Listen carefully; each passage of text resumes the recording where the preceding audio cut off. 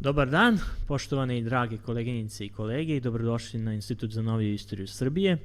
Dobrodošli dakle na još jednu tribinu koju organizuje naša redakcija za održavanje tribina Instituta za noviju istoriju Srbije. Danas je sa nama uvaženi gost iz Rusije, dr. Aleksandar Silkin, viši naučni saradnik Instituta za slovenske studije Ruske akademije nauka. Dr. Silkin će danas govoriti o vezama jugoslovenske salonske levice i sovjetske Moskve tokom 20. i 30. godina 20. veka, odnosno o putevima uspostavljanja njihove saradnje. Siguran sam da smo svi nestrpljivi da čujemo dakle, ovo vrlo interesantno predavanje, tako da sada prepuštam reč kolegi Silkinu. Hvala. Pre svega hteo bih da predstavim vama rezultate svog istraživanja. Svi prisutni vjerovatno znaju da je Vladislav S. Ribnikar je bio bratanac osnivača politike Vladislava F. Ribnikara i da je postao direktor politike posle smrti svog strica i svog oca. Znači, postao je direktor politike 24. godine. U literaturi Ribnikar se pominje u predratnim, ratnim i posleratnim narativima, iako nije glavni lik ni u jednom od njih. Međutim, u zaista naučnim radovima Ribnikar se pojavljuje tek u post-jugoslovenskom periodu, odnosno u savremenoj srpskoj historiografiji. U socijalističko vreme bio je jedan od sporednih heroja zvanične historiografije narodno-oslobodilačkog pokreta i revolucije. Historiografija u određenom stepenu mitologizirane, kao što i sovjetska historiografija posvećena Oktobarskoj revoluciji je puna tih mitova. Primjer političke motivisane mitologizacije Ribnikarove biografije je opis okolnosti pod kojim je postao blizak međunarodnom komunističkom pokretu i komunističkoj partiji Jugoslavije. Ja smatram da je odlučujuću ulogu u tom odigrala je njegova poseta, njegov boravak u Moskvi u novembru, decembru 27. godine. Međutim, prema Jovanu Marjanoviću, Ribnikar je svoju odluku doneo mnogo kasnije, krajem 30-ih, kad je, citat, pokret Narodnog fronta dobio široku snagu. Sljedeći, možda sljedeći. Da, što je to? Aha. To je citat iz Marjanovića. Koliko je meni poznato, jedino svedočanstvo koje potvrđuje ovu verziju, to su uspomene, možda još ima i drugih, ali ja barem znam o uspomenama njegove udovice, Jare Ribnikar, koja je u svojim uspomenama napisala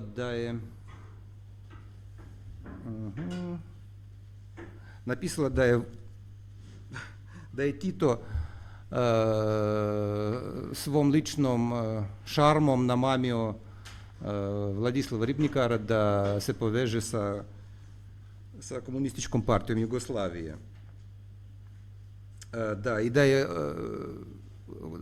ne samo svom šarmom, nego i sopstvenom koncepcijom Narodnog fronta. U stvari, koncepciju nije formulisao Tito, nego, kao što znamo već, Georgij Dimitrov na 7. kongresu Kominterne u avgustu 1935. godine. I ovo na izgled apsurdno pripisivanje autorstva Titu nije diktirano banalnim neznanjem, već činjenicom da je odgovaralo zvaničnoj ideološkoj dogmi o samoniklosti jugoslovenskog revolucionarnog pokreta. U skladu sa tom predstavom Ribnikar nije mogao da se poveže sa komunistima dok je bio u Moskvi krajem 20-ih, jer on je bio od tog vremena bio sovjetski agent. I to nije bilo ideološki ispravno sa tačke gledišta njegove partijske karijere posle 1948.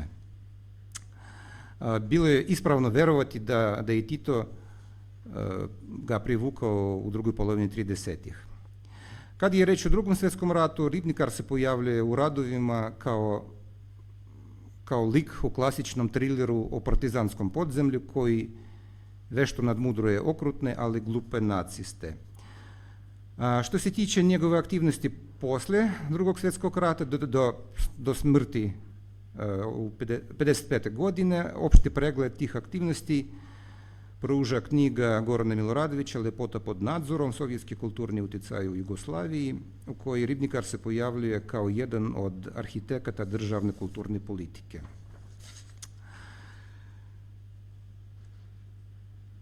Iako se o Ribnikaru kao političaru piše od 60-ih, radovi o njegovoj aktivnosti u međunarodno doba, ti radovi se pojavljaju tek u posljednjoj deceniji. U svom članku iz 16. godine Vladimir Barović pripisuje mu zasluge za približavanje kvalitete domaće štampe svjetskim standardima. Isto dostignuće navodi i Ribnikarov unuk Slobodan Gišo Bogunović, autor knjige Ljudi politike, leksikon saradnika. Bogunović se drži tradicionalnog gledišta da je njegov deda tek polovinom 30. godina postao blizak ilegalnom komunističkom pokretu. Barović se ne slaže sa Bogunovićem, verujući da je sudbonosna odluka doneta 27. Citat: u Moskvi se Ribnikar oženio jednom ruskom lepoticom, ta veza je bila kratkog veka, ali je tamo stupio u kontakt sa rukovodstvom jugoslovenskih komunista u egzilu. Ta tajna veza sa KPJ pratići Ribnikara i kasnije, jer će njegova kuća postati konspirativni centar vodećih partijskih kadrova i ilegalaca. Kraj citata. Autor je očigledno saznao za Ribnikarov brak iz memoara Jare Ribnikar. Ona nije pridavala nikakav politički značaj ljubavnoj vezi, vjerujući, kao što sam rekao, da je Tito mnogo godina kasnije fatalno uticao na njenog supruga. Barović također ne povezuje prolaznu romantičnu vezu sa tajnom političkom vezom. Stoga, vjerovatno, ja ću morati da dokažem da je upravo ruska lepotica odigrala sudbonosnu ulogu u Ribnikarovom životu. Pre svega treba reći kako je uopšte on završio u Moskvi. Srećom imamo Ribnikarov sopstveni iskaz koji je 4. jula 1942. godine zabilježio oficir specijalne, ne oficir nego šef 4. antikomunističkog odseka specijalne policije uprave grada Beograda, Božidar Bečarević. I ovo je ono što je Ribnikar o tome mu rekao. Dakle, našao se u Moskvi zajedno sa Vasićem, sa Dragišom Vasićem i sa Sretanom Stojanovićem. Činjenica da ista mesta i događaje upisuju 3 različita autora ne ostavlja nam drugog izbora nego da Ribnikarove utiske razmotrimo u upoređenju sa tekstovima Stojanovića i pre svega Vasića. U nekim radovima ova trojica se pominje zajedno. Oni se smatraju predstavnicima takozvane građanske levice u Jugoslaviji i Srbiji 20. godina, ali sudeći po njihovim tekstovima bilo je više onoga što je njih razdvajalo nego što je njih ujedinjavalo. Različito društveno poreklo i životno iskustvo trojice autora donekle su uticali na njihov stav prema Rusiji, čak i pre nego što su tamo stigli. Vasić i Stojanović su delali tradicionalno srpsko rusofilstvo koji su obojica projektovali i na Sovjetski savez. U romanu Crvene magle, objavljenom 22. godine, Vasić je Rusiju nazvao velikom sistrušinom, a revoluciju širokim čišćenjem koji je ona svršila u svojoj sobi. Esej koji opisuje putovanje vozom do Moskve u jesen 27. godine ispunjen je iščekivanjem susreta sa imaginarnim svetom književnih utisaka njegove mladosti.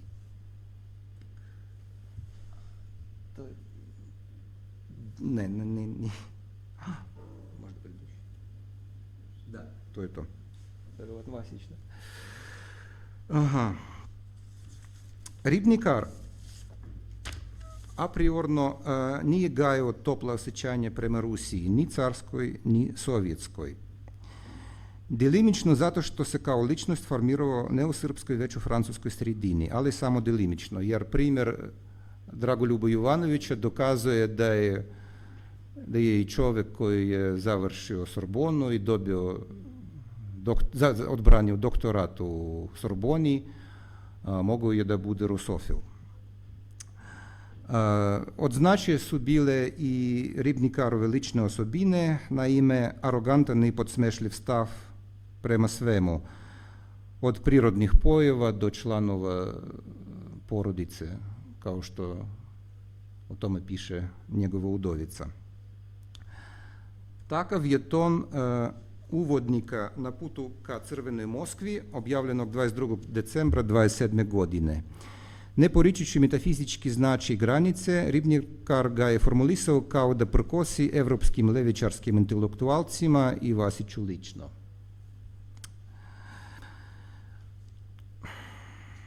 Ribnikar ironično opisuje oduševljenje saputnika koji su putovanja iz Poljske u SSSR doživljavali ne kao prekogranični prelaz, već kao kretanje u neki drugi svet, komunistički raj ili svet književnih snova.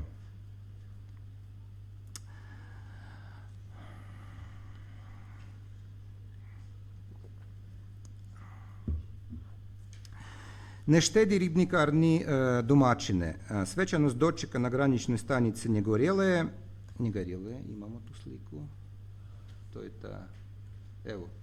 ta slika, ta je stanica preko koje su svi stranci prelazili u Sovjetski savez u međuratno vreme.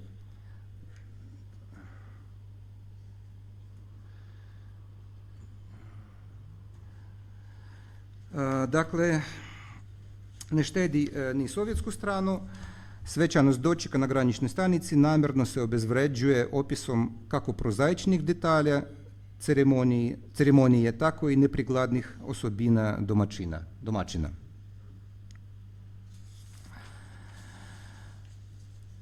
Fokusirajući se na beznačajne detalje, Ribnikar jasno stavlja da znanja da je nezavisan u svom sudu i da ga ne može zavarati lažna srdačnost činovnika Moskovskog sovjeta ili Voksa. U tome ja vidim uticaj Miroslava Krleže, koji je posjetio Moskvu u proljeće 25. godine. U svojoj knjizi Izlet u Rusiju Krleže je nastojao sa jedne strane da uzdržano i dostojanstveno izrazi solidarnost sa ruskom revolucijom, a s druge strane demonstrira svoju intelektualnu superiornost, sposobnost da po sopstvenom nahođenju sagleda i opiše sve aspekte života u SSSR-u, a ne samo one koji su mu prikazani. Da bi ispunio svoju prvu namjeru, da izrazi solidarnost sa revolucijom, on, kad opisuje muzej revolucije u Moskvi, upoređuje podvig ruskih revolucionara podvigu Hrista. Druga namjera je ispunjena izrazom iskrenog gađenja, koji se poput crvene niti provlači kroz celu knjigu, počevši od scene dolaska na željezničku stanicu Rišku ili Vindavsku željezničku stanicu. Evo šta on piše o tome.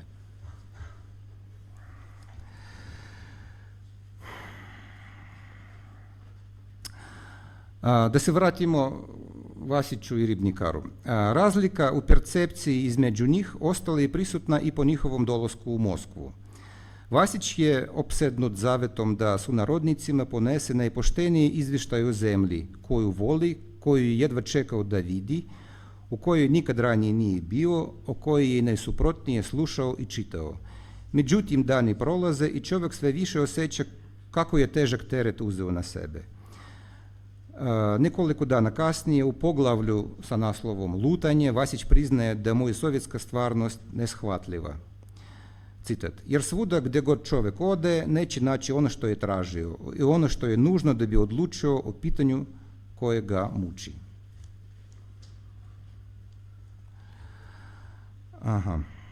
Za Ribnikara Moskva ne krije nikakve misterije, on je čita kao otvorenu knjigu.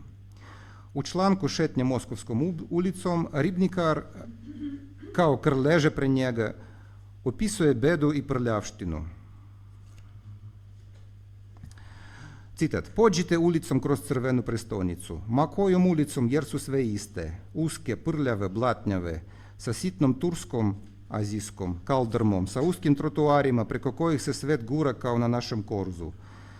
Levo i desno dučani, na Petrovki veći, manji po drugim ulicama, sa slabo osvjetljenim i neukusno nameštenim izlozima. Kraj citata. Direktor politike se ne pita na šta treba obratiti pažnju, već odmah u Moskvi primećuje, citat, što se viđe samo u najvećim evropskim i američkim gradovima.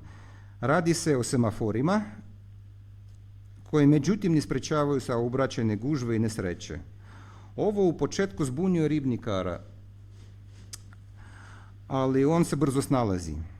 Citat: ne treba tražiti neka daleka objašnjenja, sve to dolazi od tuda što moskovskim ulicama ne idu Nemci, Englezi ili Parižani, već idu Rusi. Kraj citata. Slika blokirane raskrsnice gdje seljak sankama omete javni prevoz služi inspiracijom za široke generalizacije ili široke zaključke. Ta raskrsnica za ribnikara je slika nove Rusije.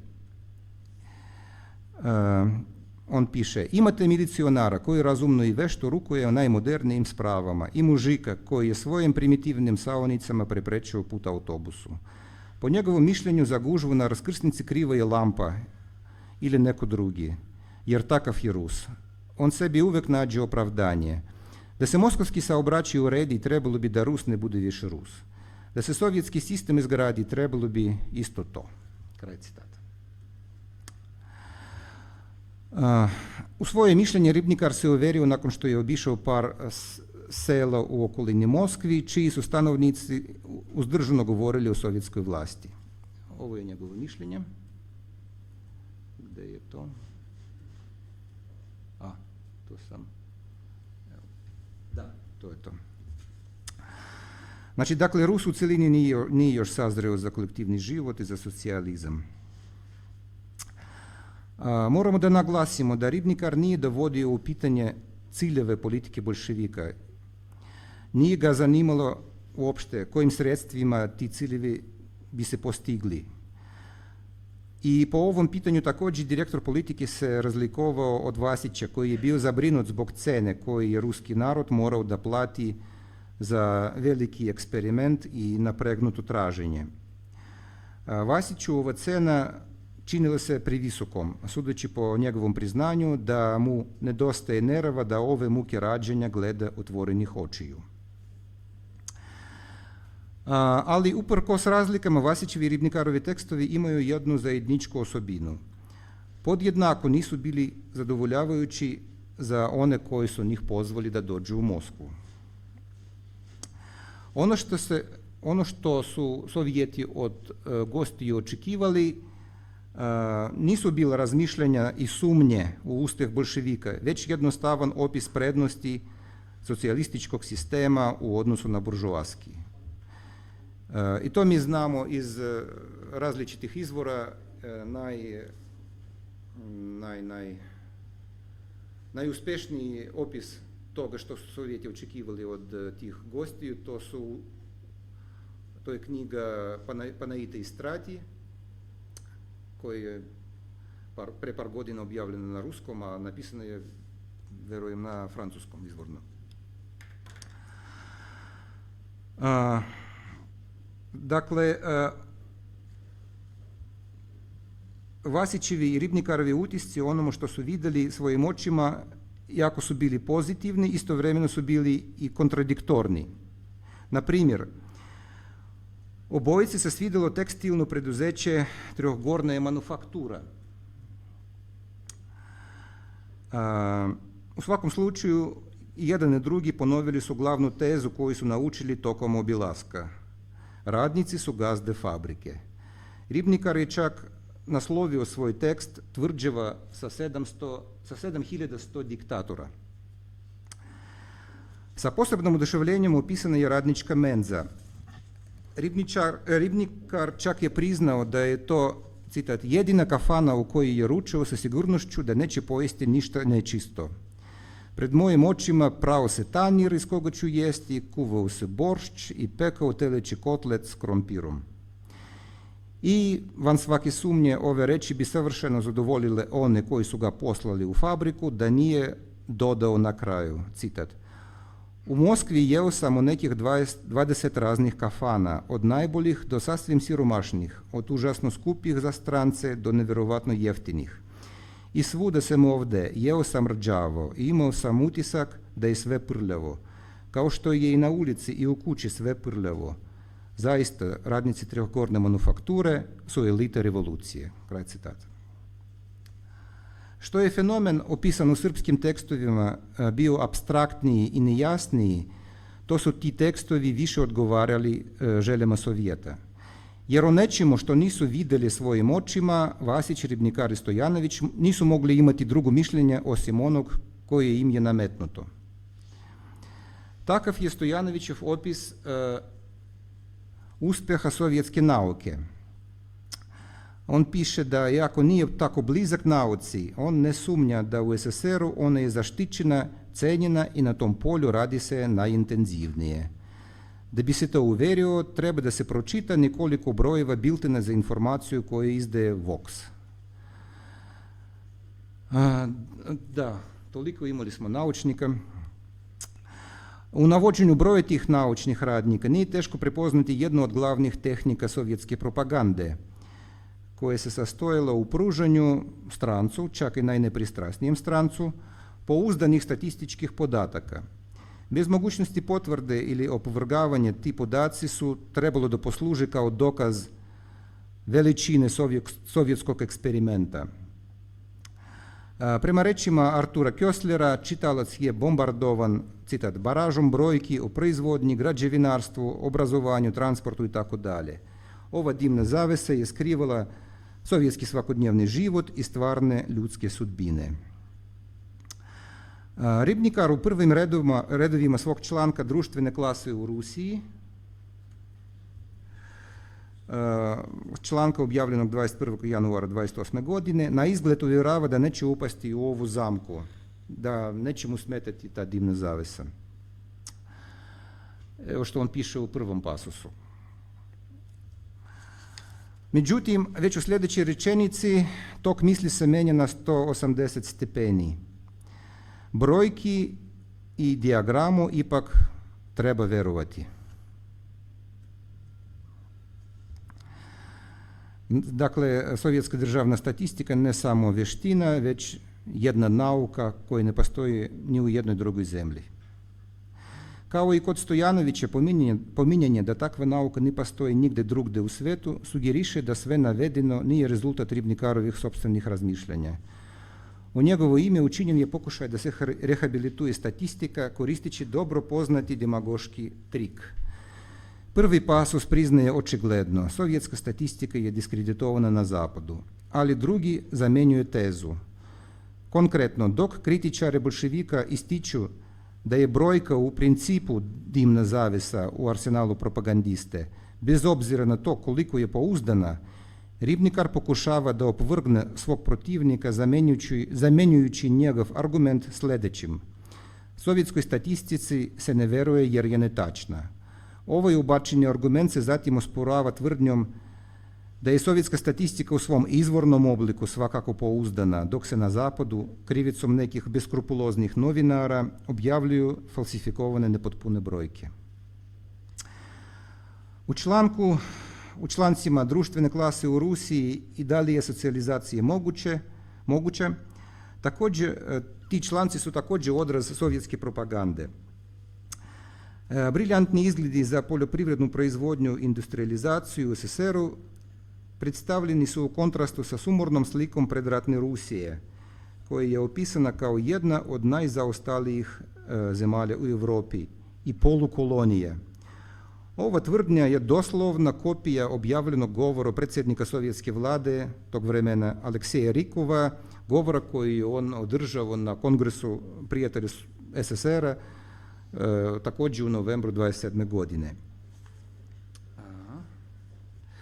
Međutim, Ribnikar nije ispravno upotrebio brojke koje je Rikov naveo.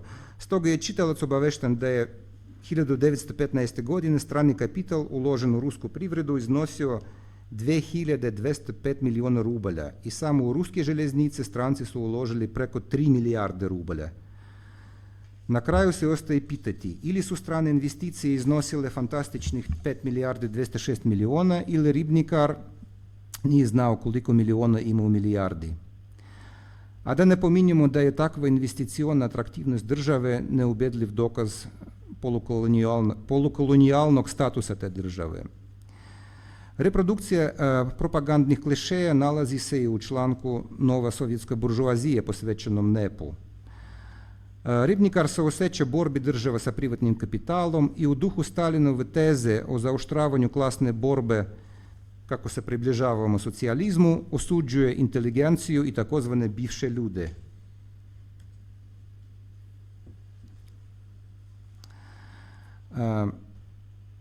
Sve navedeno postavlja pitanje sa kim se Ribnikar druži u Moskvi. Novim prijateljima posvećen je članak komunistička buržoazija. To je pre svega književnik i propagandista Mihail Koltsov. To je on. Ova druga slika je napravljena kad je bio uhapšen posle povratka 1939. godine iz Španije i uskoro posle toga je streljan kao trockista, zaverenik itd. Evo šta piše Ribnikar o njemu.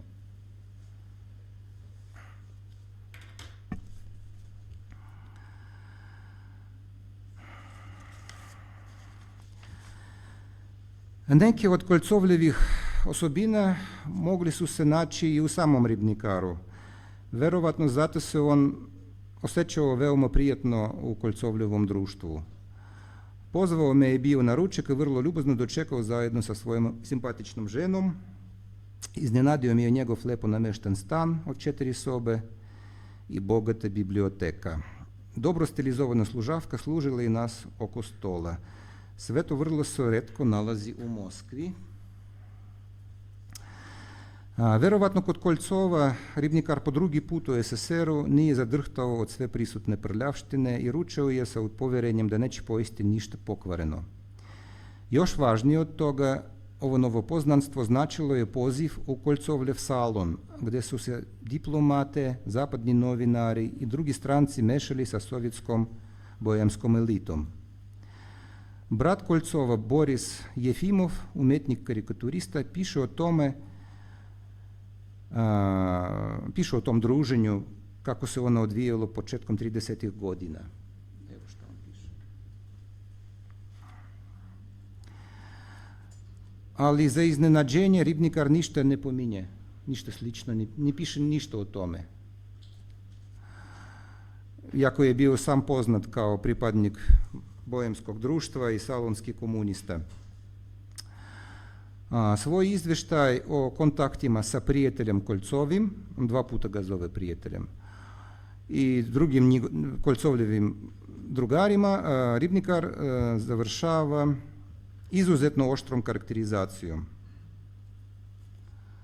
To je ta karakterizacija, nadam se da se vidi.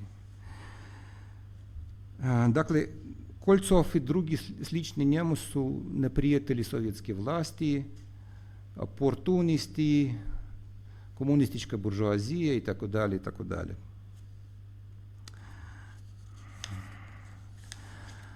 Zašto je Ribnikar uzvratio nezahvalnošću za gostoprimstvo?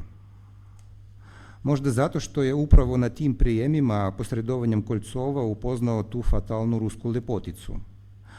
Ona se naravno ne pominja u člancima, iako se od djeci Ribnikarove ljubavne avanture lako se nalaze u tim člancima.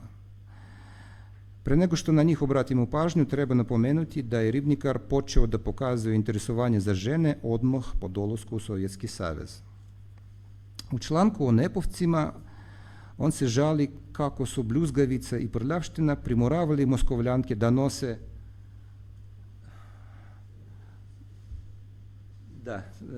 prva ova slika, da nose dugački suri kaput i široke čizmice koje zamjenjuju za moskovsko blato nedovoljno kaljače, koje kriju razliku između siromašne žene i one koje može i ume da se odeva.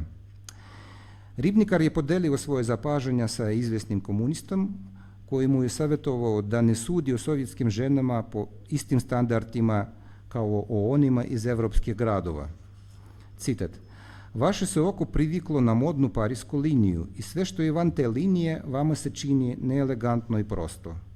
Međutim, ako smo mi svoje žene odvojili od parijske mode, nismo ih odvikli od luksuza. Luksuz je ovdje ne u modnoj liniji, već u kvalitetu i skupocenosti materije, naročito krzna i dragog kamenja. Kraj citata.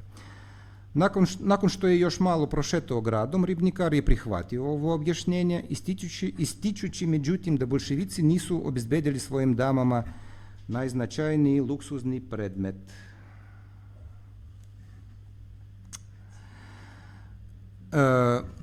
U ovom trenutku Ribnikar je ostavio žensko pitanje po strani da bi se mu vratio pred kraj svog boravka u SSR-u. Legalni i divlji brak. Posljednji od članaka izdvaja se od prethodnih Ribnikarovih članaka koje je napisao u Moskvi. Dok je ranije on saosećajno pisao o poduhvatima bolševika u vezi sa bračnim odnosima, on ih bukvalno kleveta. Konkretno, on pokušava da predstavi radikalne stavove Kalantaj ili Lunačarskog kao kredo čitave sovjetske vlasti. Citat: buržoaski sociolozi zasnivaju celu svoju teoriju o društvu na porodici koje se formira u braku. Srušiti to društvo znači razoriti porodicu, a to se postiže samo ukidanjem braka. Tim putem pošli su bolševici. Kraj citata. U prilog ovoj tezi autor navodi zakonske odredbe prema kojima se građanski brak smatrao ekvivalentnim formalnom braku. To su te odredbe. Ali naknadni događaji su otkrili da Ribnikar nije brinuo o institucijama sovjetske porodice i braka, nego o posljedicama sopstvene ljubavne avanture. Glasine o njoj počeli su da kruže Beogradom nakon njegovog povratka u Beograd, a 1941. poslužili su kao jedan od razloga za njegovo hapšenje. Dokaz za to je bileška koju je rukom u aprilu 1942. napisao pomenuti Bečarević kad se pripremao za ispitivanje. To je taj Bečarević. Ovo je ono što je on rukom napisao pre nego što je primio u svojoj kancelariji zatvorenika Ribnikara.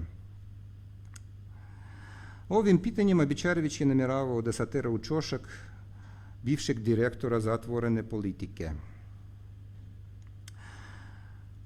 Ovo ispitivanje je održano 4. jula 1942.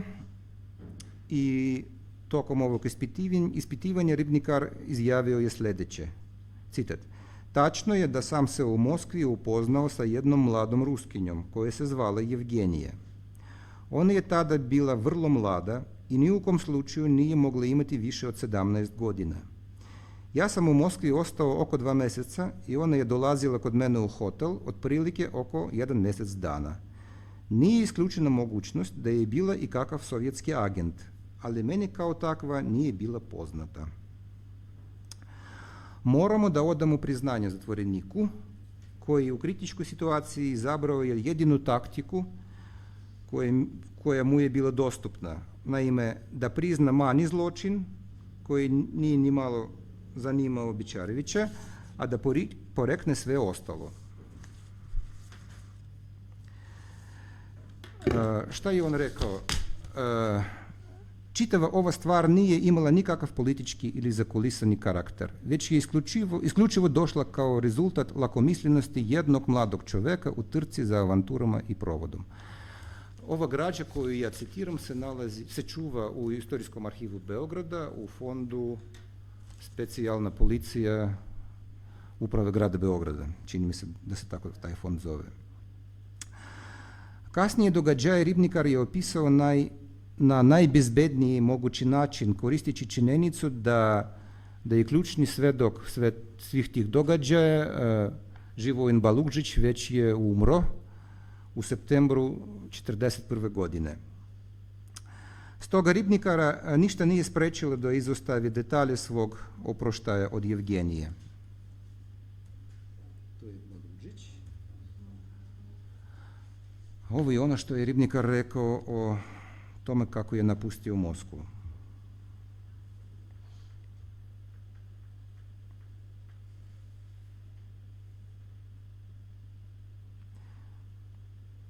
Dakle, ključno je da je on tvrdio da je saznao za taj brak samo kad se već vratio u Beograd.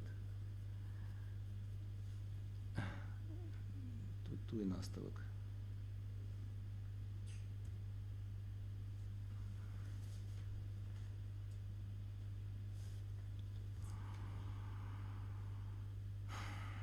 Na pitanje odakle politici toliko komunista, odakle u redakciji Politike toliko komunista, Ribnikar je odgovorio da je Politika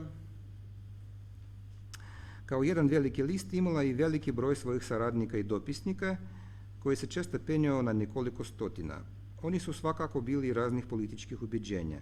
Zato je bilo nemoguće pratiti sve njih. Međutim, kada su zbog svojih ubjeđenja i zbog svoga političkog rada dolazili u sukob sa postojećim pozitivnim zakonodavstvom i sa državnim vlastima, oni su bez daljega bili izbacivani iz lista. Ako su se komunisti uvukli u politiku, niko u njenom rukovodstvu nije imao pojma o tome.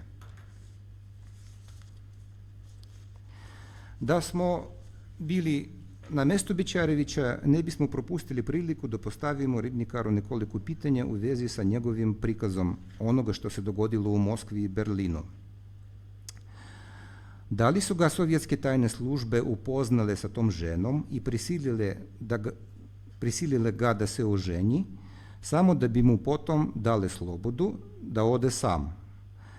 Da li je 17-godišnja devojka došla sama u berlinsku ambasadu?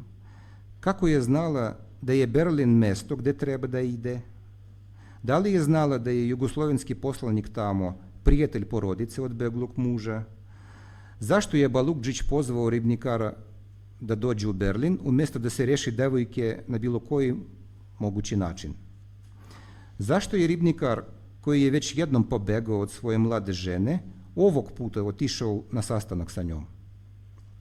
Ništa od ovoga nije zanimalo specijalnu policiju. Ubrzo nakon ispitivanja Ribnikar je pušten iz logora u kućni pritvor. O moskovskoj ljubavnoj aferi piše i Jara Ribnikar.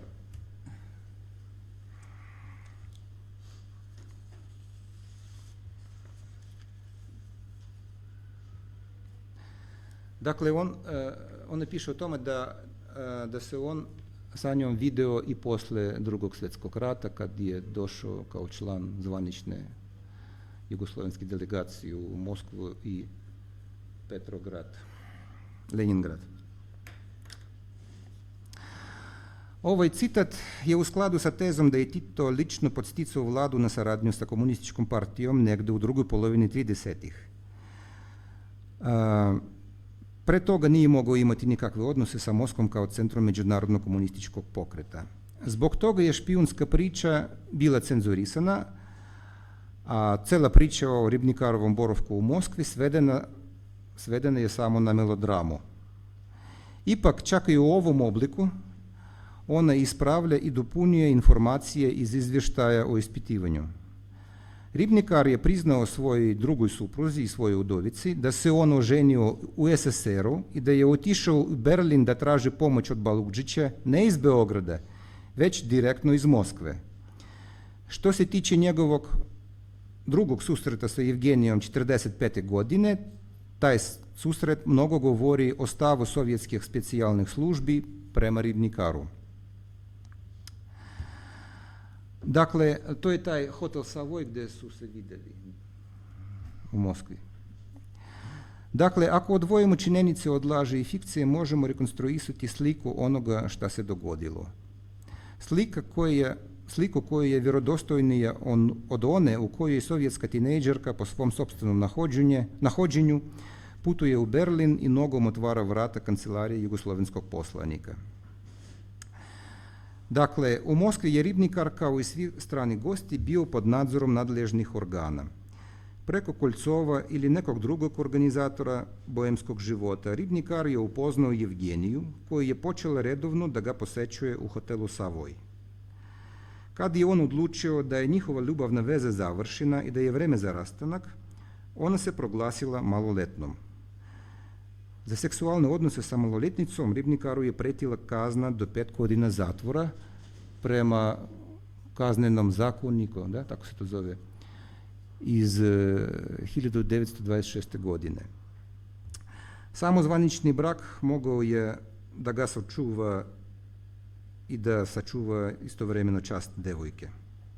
Da sačuva njegovu slobodu i čast devojke.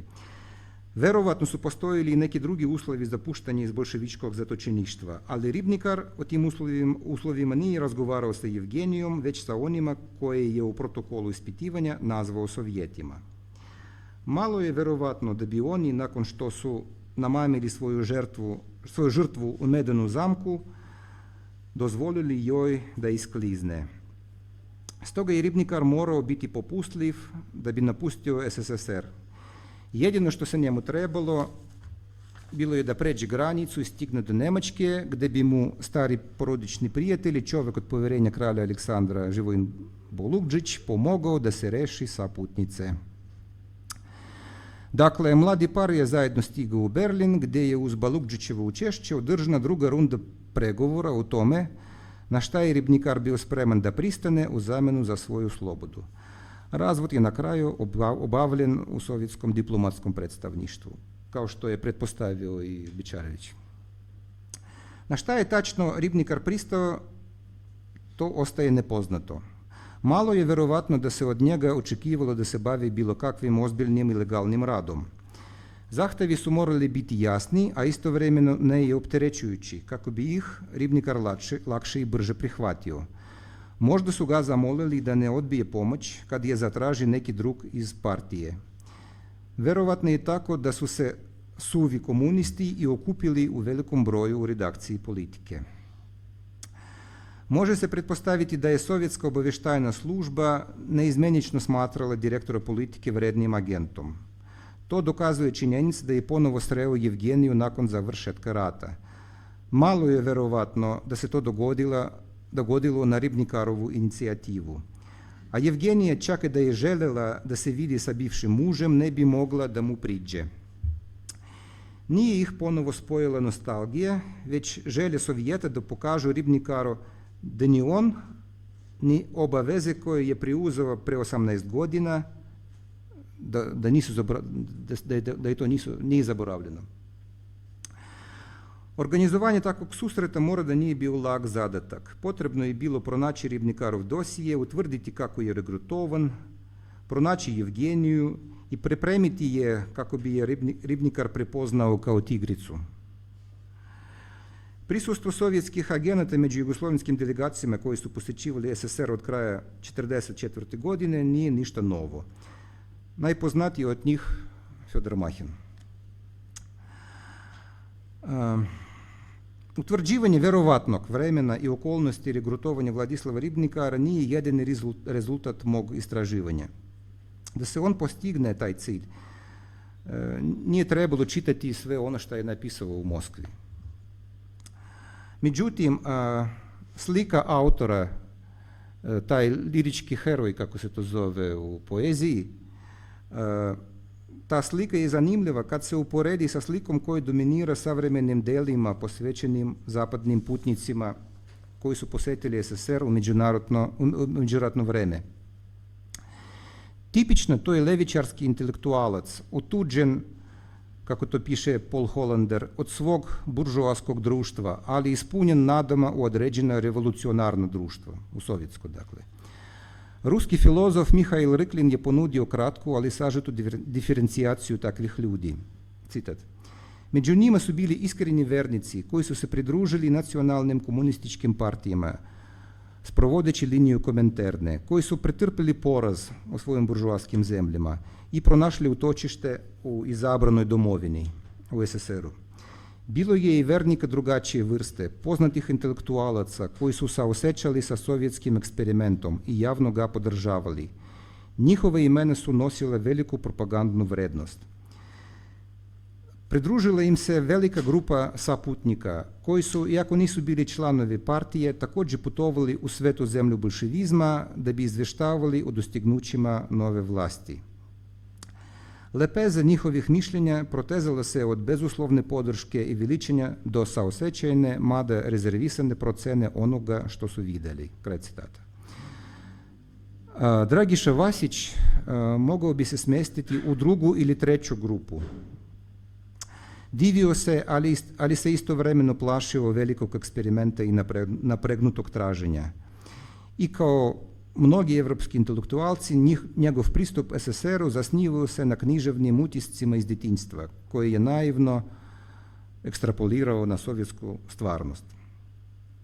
Ribnikar se fundamentalno razlikovao i od svog sunarodnika, i od Vasića, i od ostalih evropskih putnika, koji se uklapaju u gore navedene kategorije. O tom mestu koje je Rusija zauzimala u njegovim mislima i osjećanjima, to mesto se vidi iz činjenica da njegovi članci sadrže samo jednu rusku književnu aluziju, i to pogrešno. Budući direktor politike, iako je studirao u Parizu i posjedovao živ nije se mogao smatrati intelektualcem. Zbog nedostatka znanja istorije i političke ekonomije, nekritički je reprodukovao sovjetsku propagandu. Usput je pravio aritmetičke greške i iznosio duboko umne zaključke, poput anarhizam je mogao samo u Rusiji da se razvije. Stoga nije imao utvrđene levičarske stavove, barem u to vreme. Oni ljudi koji su te stavove imali, upoređivali su svoje ideje o pravednom društvu sa sovjetskom realnošću.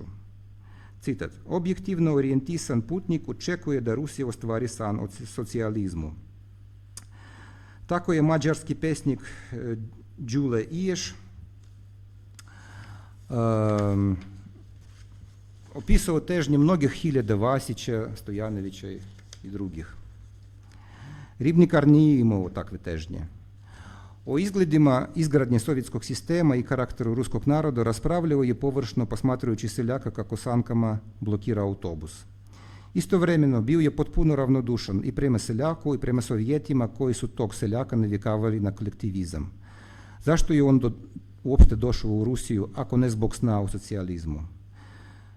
Već smo citirali njegov iskren i istinit odgovor. Čitava ova stvar nije imala nikakav politički ili zakulisani karakter, već je isključivo došla kao rezultat lakomislenosti jednog mladog čovjeka u trci za avanturama i provodom. Da Ribnikar nije bio tipičan evropski simpatizer Sovjeta indirektno potvrđuje i metod koji su Sovjeti koristili da obezbede njegovu saradnju. Jer potencijalni agenti bili su spremni da sarađuju iz ideoloških razloga i nije trebalo da prema njima se primjenjuju gruba sredstva. Mnogi su bili motivisani da uspostave veze sa Sovjetima zbog financijskih teškoća ili u slučaju ruskih emigranata u Europi zbog raznih porodičnih okolnosti. Kako je to opisao Aleksij Timofejev u članku Nulti pacijent, ne sjećam se tačno. Ribnikar je bio bogat i neopterećen idealima, pa su protiv njega morali biti korišćene klasične tehnike regrutovanja. Da Ribnikar nije upao u medenu zamku, vjerovatno ne bi bio povezan sa Sovjetima i njihovim jugoslovenskim drugovima. Međutim, njegova sudbina se drugačije odvijala. Čovjek bez moralnih tabua i političkih ideala protiv svoje volje našao se uvučen u aktivnosti komunističke partije. Da je to se desilo protiv njegove volje, to ga nije sprečilo da se od tajnog agenta uzdigne do značajne figure u partijskoj i državnoj hijerarhiji. Vjerovatno, poslije Drugog svjetskog rata u nomenklaturi i Jugoslavije kao i drugih zemalja narodne demokratije bilo je više takvih sličnih ribnikaru. Verovatno iskrenih vernika idealista bilo je više nego ciničara. Međutim, takve ličnosti ne treba zaboravljati kad se govori o onima koje je Moskva privukla na svoju stranu u Europi tokom međuratnog perioda. I u tome je važan zaključak koji se može izvući iz biografije Vladislava S. Ribnikara.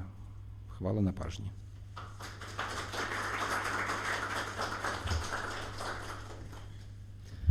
To je to. Rad bit će objavljen u ovom izdanju zajedničkom sa srpskim kolegama. To je već, bit će već treća knjiga te serije. Edicije, da. To je to. Hvala kolega Silkin. Mi ćemo sad nastaviti diskusiju, prekidamo sada snimanje, tako da imat ćete video na našem YouTube kanalu, a ja otvaram prostor za vaša pitanja.